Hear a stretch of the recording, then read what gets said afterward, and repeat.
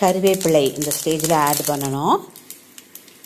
மஞ்சத்தூளும் பெருங்காயமும் போடணும். நல்லா திக்காக கரைச்சி வச்ச புளி தண்ணீரை உள்ளே ஆட் பண்ணணும். நல்லா ஒரு கொதி வரும்போது தேவையான அளவு உப்பு ஆட் பண்ணணும். இந்த டைமில் 3 காஞ்ச மிளகாயை பிச்சு உள்ளே போடுங்க. எல்லாம் ஒரு கொதி நல்லா வரணும். இந்த ஸ்டேஜில் கொஞ்சமாக வெல்லம் ஆட் பண்ணுங்கள்.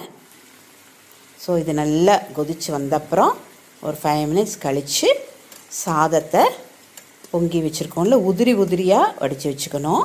அதை நம்ம உள்ளே ஆட் பண்ணணும். அதை ஒரு நல்லா கலந்து விட்டுட்டு வெந்தயமும் மல்லியும் வறுத்து நுணுக்கி வச்சுருக்கோம் 1-2 அதை உள்ளே போட்டு ஆட் பண்ணுங்கள். எல்லாத்தையும் ஒரு கலந்து விட்டுட்டு அடுப்பை நிறுத்திட வேண்டியதான். புளியோதரை ரெடி.